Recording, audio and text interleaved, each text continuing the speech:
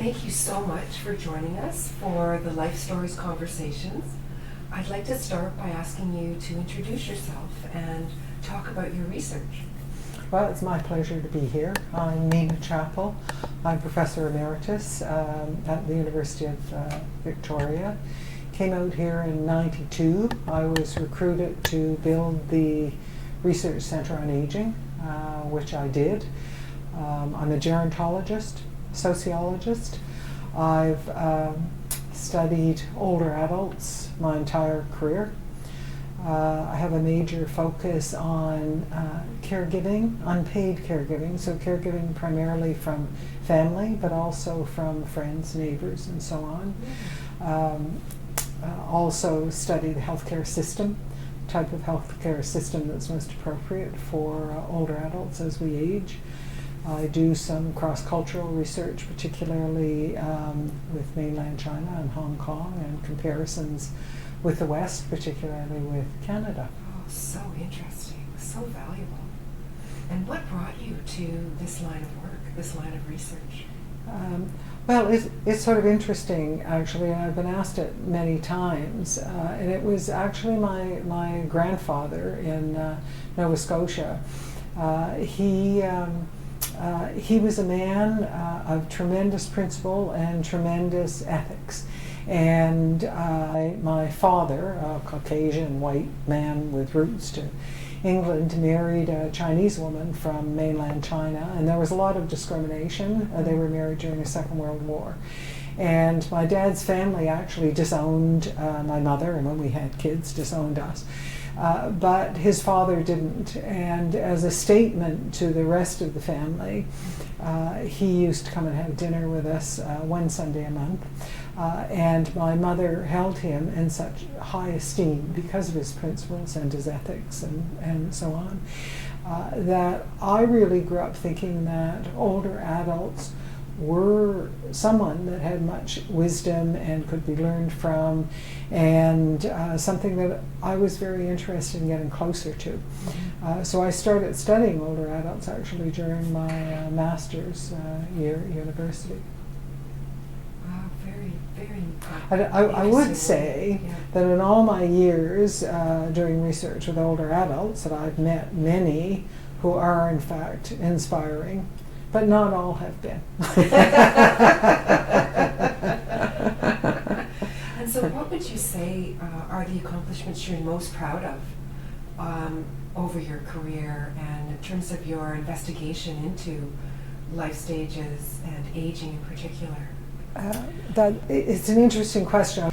Actually, one of the things I'm most proud of are my graduate students. Mm-hmm. That when I retired, unknown to me at the time, a bunch of them got together and they put together a book about sort of working with me, and what every single one of them talked about was doing research well, and the importance of rigor in research, and of compassion, and of fairness, not only for the people you're doing research with, older adults and their caregivers, but to your colleagues and your students. Mm-hmm. So it was passing on those values. It really struck me, and it struck me that every one of them, they wrote them independently, they're scattered all over the world now, mm-hmm. and everyone touched on those values.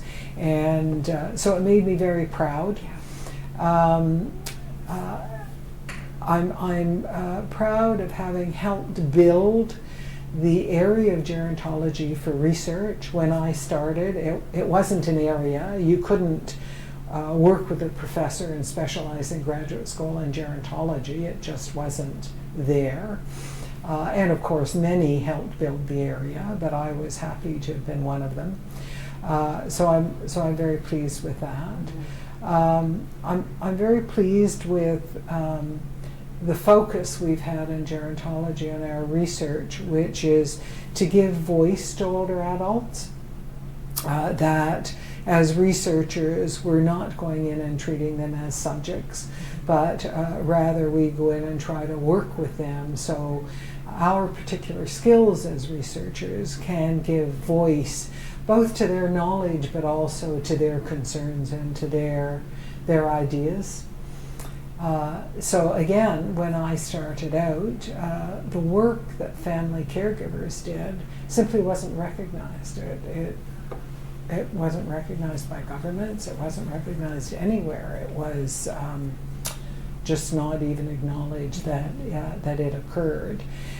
And of course now there's a lot of research going on caregiving, and one of the things that we established a few years ago was that family caregivers actually contribute more than $25 billion to the Canadian economy. If you costed out the work that they did, there is no way that a formal healthcare system can replace what families do as families.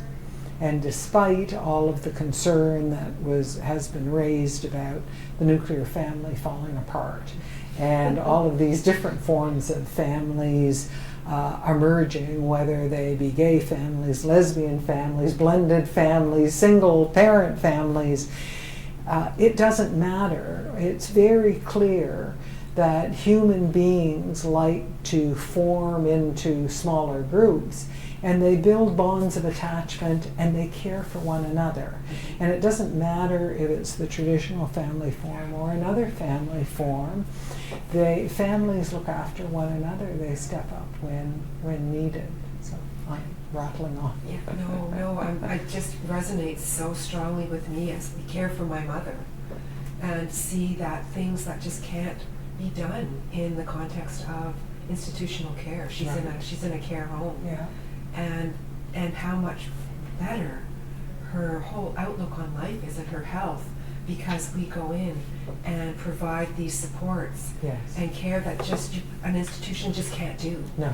So absolutely. Well, it's the emotional connection and the personal connection that only the people you know well and that you're close to can provide. Yeah. And what would you say are some of the core messages of your life's work, your career? I suppose I would say emphasizing heterogeneity amongst older adults. We don't all age the same.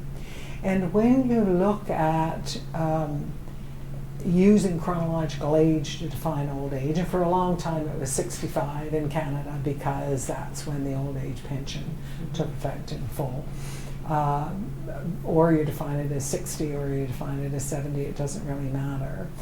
You have several decades defining older adults. Well, you take any age grouping that's 20 or 30 or 35 years in breadth, and just imagine the differences that you're going to find amongst people. So heterogeneity is huge. One of the things that we've spent a lot of time on is trying to debunk the negative stereotype of age and the ageism that still exists in society. Not everyone who is old is frail, but it is true that the older we get, our physical health declines. But the inside, whether you call it the soul or the internal or whatever you want to call it, the heart, continues to evolve. But so often in society we judge the external. So if someone's skin is very wrinkled and they're hunched over and they aren't walking quite as well or whatever, we make a judgment about who they are as people in here. So it's trying to debunk a lot of that ageism. But it's also recognizing that people age very differently. Unless what people tend to refer to as the big one, so you get a very difficult cancer or you're struck with late stage Parkinson's or something like that. What tends to happen is physically we start to age much before we reach our 60s, our bodies do, and it's very gradual. And the day before we turn 65, we're no different than the day we turn 65. And we adjust. We adjust to all of those things. You and I are wearing glasses because our eyes are not so great, our sight is not so great. So typically that continues as we're older, in older age, and we adjust as we go along. And interestingly, even when our health deteriorates substantially, people adjust to that. It's not to say that that's preferred, but they adjust to it. Mm-hmm. And often they will tell you their quality of life is just as good or better than when they were younger.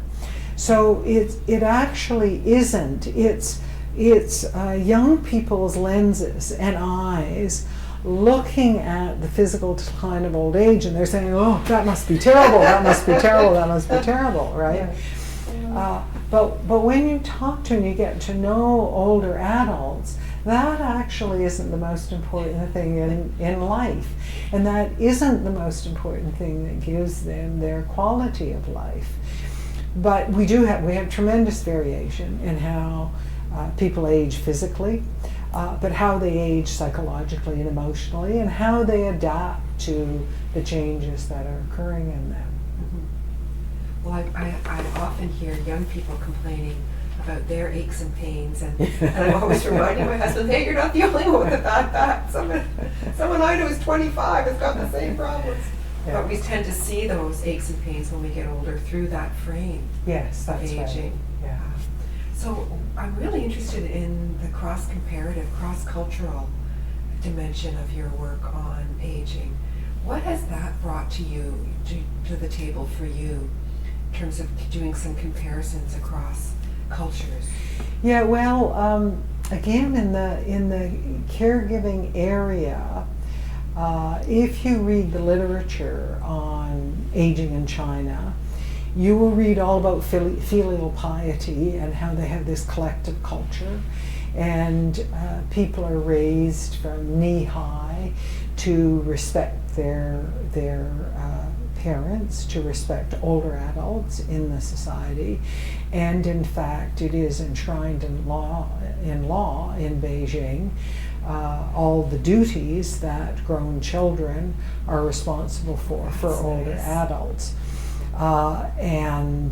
So you will read all of this in contrast to North America, where we're an independent, individualist, capitalist society where we're all out for ourselves. And when you contrast the two, you would really think that we dump our older parents on the street or something. And in China, they're all looking after their parents. It is quite clear that despite the rhetoric, the cultural rhetoric that differs so substantially, we don't differ very much in the actions or the behaviors of what we actually do to look after our parents. So I'm so intrigued by this comparison between China and North America in terms of approaches to care of older adults within the family. And you mentioned that it's actually, although the rhetoric is sounds like they're quite different, on the ground they're actually quite similar, or more similar than you might anticipate. Yes, that's correct. If you look at the actual behaviors, so what is it that caregivers do, in this instance particularly grown children, what do they do for or with their older parents? It's very similar between the West and the East. There are some differences. So you find in mainland China, children are more likely to give financial assistance to their older parents, but that's because there isn't a pension system and the parents don't have any finances, whereas in Canada we have a very good welfare system established, so they're more likely not to need that financial assistance. But if you look at things like activities of daily living, so instrumental activities like helping with grocery shopping, or helping with meals, or helping with banking, those sorts of things. We all help our parents. If you look at basic activities of daily living, so they're more serious. Someone needs help in going to the bathroom, someone needs help with eating, those sorts of things. Children step up. Families step up. It goes back to what I was saying earlier about it doesn't matter what type of family you have, families look after one another. And what we find, despite the cultural rhetoric, is that in China, they look after their older parents. In Canada, we look after our older parents. It's very similar. So I found that particularly intriguing. It's very comforting, actually. Yes, yes. It's very human Yes. in the end. Yeah, that's right. Yeah. And it does surprise me that there aren't pension plans in China. I find that very interesting. Yeah, they haven't had the same type of welfare state as we've had, and that's historical, because they've had this collective system, not only of family, but it extended geographically to how neighborhoods were built, and families looked after one another, and small geographic neighborhoods looked after one another, and then larger geographical areas looked after one another. Wow. And they had this system historically built up. That's all changed over time with the one-child policy, which is now gone, with industrialization coming, with so many people in rural areas having to leave and go to the cities to find work. So the older system, to a large extent, has broken down. But new systems are slowly emerging to look after them. Yeah. That's so interesting. And so I wanted to hear a little bit about projects you're working on right now. Well, one of my problems is always that I'm interested in too many things. So I'm fortunate in opportunities come my way, but I have a difficult time because I get excited about too many diverse things. So one of the things that I've been working on that I really don't consider my area of expertise is transportation for an aging society, and it came up because the Council of Canadian Academies was asked to put together an expert panel on transportation for an aging society, and their focus was on technology and innovation, and they asked me to chair it. I'm not sure why they asked me to chair it, given it was on technology and transportation. But I accepted it because I didn't want the whole focus to be on technology. And I mean, technology clearly is important when we look at transportation. I didn't want the human face of it to be lost. So I agreed to do it. And when I agreed to do it, then I got to help pick this 14-person panel to work with, and ensured that we had technological expertise, but there was service expertise and social support and human interaction expertise. So we came out with a report that I'm quite pleased with, actually, because it emphasizes a couple of things. One, that a lot of the solutions, including the technological solutions, actually are very simple and already known, that you don't have to go to new complicated technology all the time to solve problems, although new complicated technology can be good.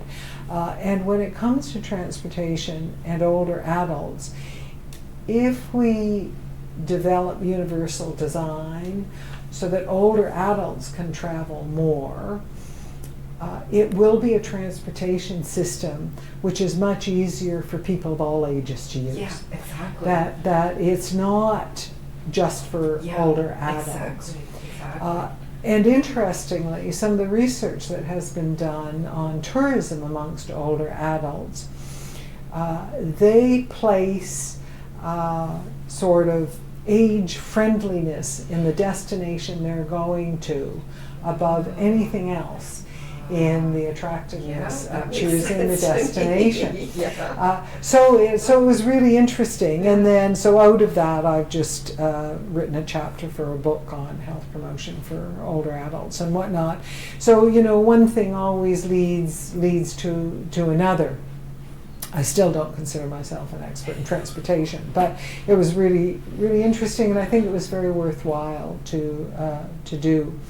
A couple of the projects that I'm particularly involved in now are using large national data sets like the Canadian Longitudinal Study on Aging and the General Social Survey. So they're simply national data sets. The particular one we're working on has a representative sample of Canadians age 45 to 85.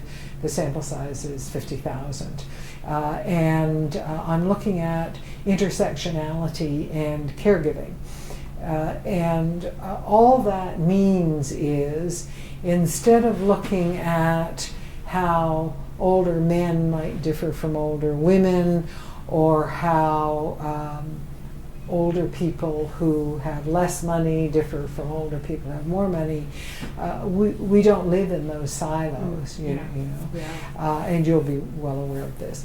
But if we are white and female and poor, all of those experiences intersect with one another to give us whatever our life is. But the tools we've tended to use as researchers, particularly statistical ones, have given us a focus on much more a siloed and a linear view of whatever it is we're looking at, and that's true whether we're in gerontology or we're in other fields. And so gerontology has also taken up the mantra of intersectionality, but it's valuable. So valuable. And it's so valuable because that's how we live our lives, right? And it's so obvious. Why didn't we do it before? Exactly.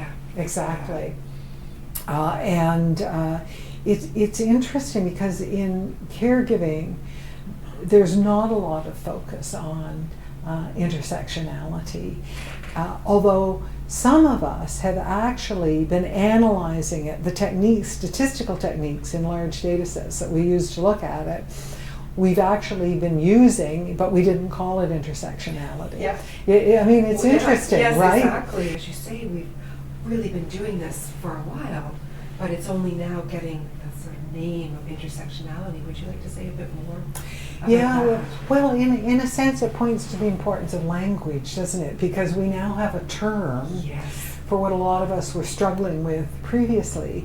And in fact, a lot of us did look at intersectionality, but we didn't have a term for it.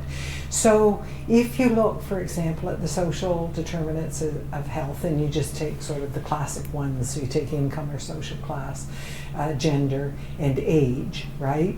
So in terms of health or quality of life, if you want a broader term, if you're older, you're disadvantaged. If you're female rather than male, you're disadvantaged. If you live in poverty, you're disadvantaged. So I was interested if they applied equally to caregivers to older adults. And so I looked at that, and I had a number of quality of life indicators, and I looked at, within a statistical model, regression analyses, you don't have to know what it is, but I looked at the two-way interaction of being female and being poor, being male and being poor, being female and not poor. And I looked at the three-way interaction of social class and gender and age. So if you're a caregiver who is younger than 75 or older than 75. So, and that's exactly how you look at intersectionality. And what I found, in fact, was that intersections matter, and the social determinants of health don't apply to caregivers the same as they do in these big population studies where you just look at everyone. So if you are a male, a younger male, in this case less than 75, so not that young, but a younger male, and then you have more anxiety, you have more depression, you have, you have a lower self-esteem. Wow. These are all caregivers to Wow. older adults. But Wow. the interesting thing about it, I mean, it was important That's because it was saying social determinants of health apply differently to different segments of the population, right? Yeah. But what was interesting was I did that before intersectionality as a term Yeah. became popular, Yeah. right? Yeah. So now I've been doing some work on intersectionality, and if you have large data sets rather than the in-depth qualitative data, then you use these statistical techniques. And we have this new term and this new language, and this is great, but we don't have any new statistical techniques. So how do you study it? You look at interaction terms in regression analyses. So it's very interesting, you know. So the study I'm working on right now from this CLSA that I was talking about, the Canadian Longitudinal Study on Aging, it's Canadians age 45, between 45 and 85. So these are not all caregivers, but there's 50,000 in the total sample, and there's just over 20,000 caregivers. But reflecting the population, most of these people are not heavy-duty caregivers or full-time caregivers. You know, we think of caregivers and we think, well, they're overburdened and they're looking after parents or spouses full-time. A lot of people do caregiving, but they do it either sporadically or they do it an hour or two a week. So it's not this heavily burdened. Yes. So I want to use the intersectionality lens, but I want to compare the heavy-duty caregivers with people who don't do it on a full-time basis or do it sporadically or whatever. Yeah. Because, and gerontologists are actually contributors to this. We tend to think of caregivers as overburdened and burnt out and whatnot, but that's actually only a minority of caregivers. If you talk to caregivers, they will tell you, yes, it's demanding, it's burdensome, but it's not overly burdensome most of the time. I don't want to quit, I don't want to give it up. And they can name many satisfactions that they derive from doing their caregiving. So, And that's such an important message. yeah. That's so important. Yeah. So would you like to say something about intergenerational relationships or grandmothering, grandfathering, that kind of relationship? Yes, I mean, I think it's an area which really highlights our heterogeneity, our diversity amongst people, including older adults. So I live across the street from my daughter, and she has about to be a 1-year-old girl and a 3.5-year-old girl, and they're wonderful. I cherish the time, and I'm 7 minutes from my son, who has two boys. Oh, you're so lucky. And I feel absolutely fortunate. But it's been interesting watching the reaction of friends and others. So a lot of them say it's your reaction that I'm so lucky, or I'm jealous, or how'd you manage that? And others very much it's, well, that's a bit close, isn't it? Or, you know, I certainly wouldn't want that. Why'd you move there? You know, because I was downsizing, found a rancher, and so I moved in across. So, but it does highlight differences, and not only amongst older adults, but their family relations and what they're comfortable with. Yeah, what their expectations Yeah. are. And what about dementia? That's a huge issue right now. It is a huge issue, and dementia is real. Yeah. It happens. There's a couple of points, and one is that we do have more people with dementia now, but it's not because a greater proportion of older adults are getting dementia. It's because we have more older adults. So you've got the same proportion of older adults with dementia, but if you have a bigger pool of older adults, 10% means you're going to have, right? You're going to get more people. So when they talk about this tsunami overtaking us, it makes it sound like everyone gets dementia. Well, they don't. It is true that the older you get, and the older you get in old age, you're more likely to get dementia. But for those, say, 65 and over, it's around 8%. Well, turn the stat around. It means at least 90% of us are not going to get dementia. Now, if you look at those 80 and over, the figures vary, so anywhere between 20 and 30% of us will get dementia. Oh, that's dramatic. So that's high, and it's worrisome, but it still means that 70 to 80% of us don't get dementia. It sort of depends on how you look. But it's absolutely not to minimize the importance of this disease, not only for people who get it, but also for their family members and their loved ones. I mean, clearly it's a terrible, terrible illness. The other point to know is that I'm not a psychologist, and we have all these different types of memory, I'm told. And that short-term memory loss is very common as we age. So the term senior's moment, right? Yeah. I've had a senior's moment. Yeah.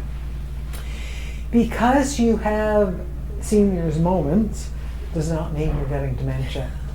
Because people get really scared, right? And I understand that. Yeah. But it doesn't mean you're getting dementia.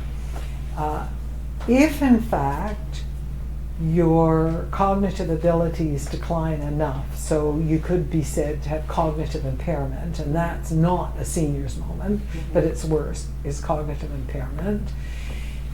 It used to be believed that that was the first signs of dementia. We now know that about 25% of people who develop cognitive impairment do not go on to develop dementia. They sort of stay at this. So it's not to say that that's good, but it really could be worse. Yeah. So no, it's very real, and it shouldn't be minimized. But because we age, it doesn't mean we're necessarily going to get dementia. Yes. And so what about a good old age? What's your advice for a good old age? A good old age. I really believe the key to a good old age is to stay engaged, whatever that means for you, and that'll vary tremendously. So for some people, it will be really becoming involved with grandchildren. For others, it will be fulfilling a bucket list, and who knows what's on that bucket list. For others, it'll be joining a political party or staying involved in a political party and trying to change our politics and trying to change the country. It doesn't really matter, but it has to be something that's meaningful to you. And if you can do that, it might be a continuation of what you've done when you were a younger adult. It might be new engagements that you want to discover yet. But to find things that are meaningful is, I think, really the key. Yeah, that's very inspiring advice. Thank you so much for being here today with us and sharing your thoughts. Very inspiring. My pleasure.